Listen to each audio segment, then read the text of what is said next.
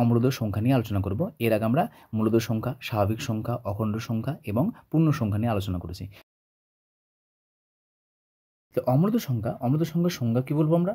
অমূলদ সংখ্যা হচ্ছে, দেখো অমূলদ, তার মানে এখানে লেখাই আছে, আমাদের কি আছে, শব্দ লেখা আছে অমূলদ।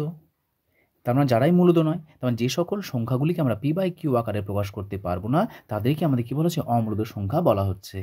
তার মানে এখানে বলতে পারি আমরা যে সকল সংখ্যাগুলিকে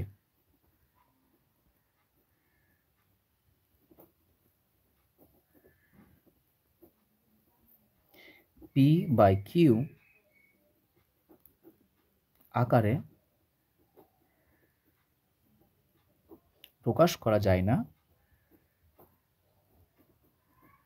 তাদের অমূলদ সংখ্যা বলা হয়।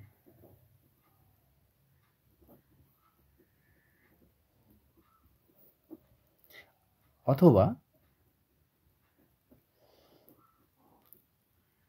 যে সকল সংখ্যা মূলদ নয়, তাদের অমূলদ সংখ্যা বলা হয়। চারখানা সংখ্যার দল পেয়েছি, একটা স্বাভাবিক সংখ্যা, অখণ্ড সংখ্যা, পূর্ণ সংখ্যা এবং মূলদ সংখ্যা। তাহলে বলো, এই যে আমরা 1 থেকে 3 পর্যন্ত লিখেছি, আমরা জানি 1 থেকে 3 প্রত্যেকটা সংখ্যাই হচ্ছে, এই সমস্ত সংখ্যাগুলোই হচ্ছে আমাদের কি, মূলদ সংখ্যা। তার মানে অমূলদ সংখ্যা যদি বলি, তাহলে অমূলদ সংখ্যা, স্বাভাবিক সংখ্যাকে অমূলদ সংখ্যা বলা হবে না, অখণ্ড সংখ্যাকেও বলা হবে না, পূর্ণ সংখ্যাকেও বলা হবে না, মূলত তো হবেই না। উপরের যে 3টে সংখ্যার সেট লিখেছি বা দল লিখেছি, এই প্রত্যেকটা সেটই হচ্ছে আমাদের কি, একটা মূলদ সংখ্যা। কারণ দেখেছিলাম এই মূলদ সংখ্যার দলের মধ্যে সমস্ত সংখ্যাগুলো ঢুকে আছে। তাহলে অমূলদ মানে কি, নিশ্চয়ই তাহলে এই সংখ্যাগুলো বাদ দিয়ে বাকি যে সংখ্যাগুলো আছে তারাই হচ্ছে আমার অমূলদ সংখ্যা। যেমন ধরে নাও যে আমরা বলেছিলাম যে p/q আকারে, যেমন 1-এর 2, দেখো এটা p/q আকারে প্রকাশ করা আছে, p/q, এবং বলেছিলাম যে p আর q এরা হচ্ছে পরস্পর মৌলিক এবং তার সঙ্গে পূর্ণ সংখ্যা।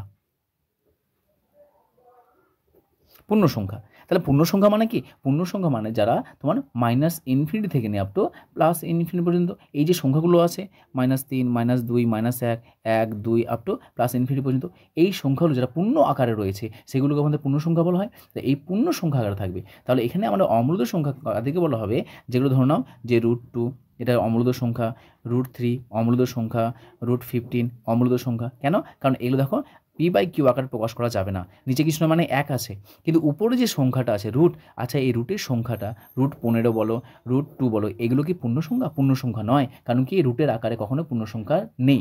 আমরা যে সংখ্যাগুলো পড়েছি পূর্ণ সংখ্যাতে কিন্তু কোথাও দেখো রুটের আকারে সংখ্যা নেই। তার মানে এখানে আমাদের √2 কিন্তু আমাদের পূর্ণ সংখ্যা নয়। সুতরাং রুটের আকারে যে সংখ্যাগুলো আছে সেই সংখ্যাগুলোকে আমাদের কি বলা হবে, শর্টকাট যদি মনে রাখতে চাই, সেগুলো হচ্ছে অমূলদ সংখ্যা। অবশ্যই রুটের ভেতরে যে সংখ্যাটি হবে সেটা কিন্তু আমাদের কি, পূর্ণবর্গ সংখ্যা হওয়া চলবে না। যেমন 2, দেখো আমাদের কি √2, এটা কি রুট আমাদের কি বেরিয়ে আসতে পারে? এই 2 সংখ্যাটা কি রুট থেকে বাইরে বেরিয়ে আসবে? বেরিয়ে আসতে পারে না। সুতরাং এটা হচ্ছে আমাদের কি, অমূলদ সংখ্যা। সুতরাং অমূলদ সংখ্যা চেনার সবথেকে সহজ উপায়, রুটের আকারে থাকবে, রুটের আকারে থাকবে। কিন্তু তার সঙ্গে শর্ত রয়েছে, রুটের মধ্যে যে সংখ্যাটি থাকবে সংখ্যাটিকে আমাদের কি হতে হবে,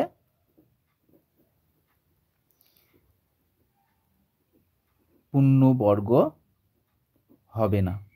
যেমন ধরো নাও যে √3 বললাম আর √4 বললাম, এটাও রুটের মধ্যে আছে, এটাও রুটের মধ্যে আছে। দেখো √3 এটা কিন্তু বাইরে বেরিয়ে আসছে না, বাইরে বেরিয়ে আসার কোনো উপায় নেই। সুতরাং √3 হচ্ছে আমাদের কি, √3 হলো একটা অমূলদ সংখ্যা। √4 দেখো একে আমি ভেঙে লিখতে পারবো না, √4 মানে কি 2 এর স্কোয়ার, তার মানে √4কে আমরা দেখো 2 এর আকারে লিখতে পারছি। আর 2 কি একটা পূর্ণ সংখ্যা না, 2 একটা পূর্ণ সংখ্যা, মূলদ সংখ্যা। রুটের মধ্যে থাকলেও অমূলদ সংখ্যা বলা হবে না। কেন? কারণ রুটের মধ্যে অমূলদ সংখ্যা বলা হবে তখনই যদি আমাদের রুটের ভিতরে যে সংখ্যাটি আছে সংখ্যাটি পূর্ণবর্গ হলে চলবে না, না অপূর্ণবর্গ সংখ্যা হতে হবে। যেমন 3 একটি অপূর্ণবর্গ সংখ্যা, মানে রুটের বাইরে বেরিয়ে আসতে পারছে না। 4 কিন্তু দেখো আমাদের কি পূর্ণবর্গ সংখ্যা, মানে বেরিয়ে আসছে, চেহারা অমূলদর আকারে হলেও কিন্তু এটা কি মূলদ সংখ্যা। অনুরূপভাবে ধর 16 যদি কথা বলা হয়, তো 16 চেহারা মনে হচ্ছে রুটের আকারে আছে, তারপর অমূলদ বলবো, কিন্তু অমূলদ নয়। কেন কি, দেখো এই যে 16 রয়েছে, 16টা হচ্ছে একটা পূর্ণবর্গ সংখ্যা, অর্থাৎ √16 মান কত হয়, 4 হয়। তার মানে এটা হচ্ছে আমাদের কি, মূলদ সংখ্যা। তার মানে এক কথায় যে সকল সংখ্যাগুলো আমাদের মূলদ নয় তাদেরকে অমূলদ বলা হয়। এবার দেখো আমরা এক একটা করে আমরা কোশ্চেন করবো। এখানে প্রথমত দেখো আমাদের যে অমূলদ সংখ্যাকে কোন অক্ষর দ্বারা প্রকাশ করা হয়। আমরা যেমন তোমার মূলদ সংখ্যাকে কিউ দ্বারা প্রকাশ করেছিলাম, তো আমরা অমূলদ সংখ্যাকে আমাদের কিউ মাথাতে একটা স্টার সাইন দেব। এটা হচ্ছে আমাদের কি অমূলদ সংখ্যা।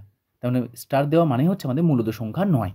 তার মানে অমূলদ সংখ্যাকে আমাদের কিউ মাথায় স্টার এই বর্ণ বা এই অক্ষর দ্বারা আমাদের কি অমূলদ সংখ্যাগুলিকে সূচিত করা হয়। যে সকল মূলদ সংখ্যাই অমূলদ সংখ্যা। আমরা জানি যে অমূলদ আর মূলদ সম্পূর্ণ আলাদা। তাহলে অমূলদ তোমার সকল মূলদ সংখ্যাই অমূলদ, এটা কখনোই সত্য হতে পারে না, এটা হচ্ছে মিথ্যা। তার মানে যে সকল সংখ্যা মূলদ নয় তাদেরকেই অমূলদ বলা হয়। তাহলে কি করে সকল মূলদ সংখ্যা অমূলদ সংখ্যা হবে? দ্বিতীয় হচ্ছে অমূলদ সংখ্যাগুলিকে পি বাই কিউ আকারে প্রকাশ করা যায় না। অবশ্যই এটা আমাদের সত্য, কারণ আমরা যে সকল সংখ্যাগুলিকে পি বাই কিউ আকারে প্রকাশ করা যায় তাদেরকে মূলদ সংখ্যা বলা হয়, আর অমূলদ সংখ্যাগুলিকে পি বাই কিউ আকারে প্রকাশ করা যায় না। স্ট্যান্ডার্ড আমাদের অমূলদ সংখ্যা মাথায় রাখবে, একটা হচ্ছে পাই আর একটা রয়েছে ই। এই দুটো হচ্ছে আমাদের কি অমূলদ সংখ্যা। তারপর দেখো অমূলদ সংখ্যা সংখ্যারেখা স্থাপন জন্য আমাদের টোটালি একটা আমাদের লেকচারের প্রয়োজন রয়েছে, যে অমূলদ সংখ্যা সংখ্যারেখা স্থাপন। আমরা একটা আলাদা লেকচারে দেখব যে কি করে আমাদের অমূলদ সংখ্যাগুলিকে তোমার সংখ্যারেখায় স্থাপন করা যায়।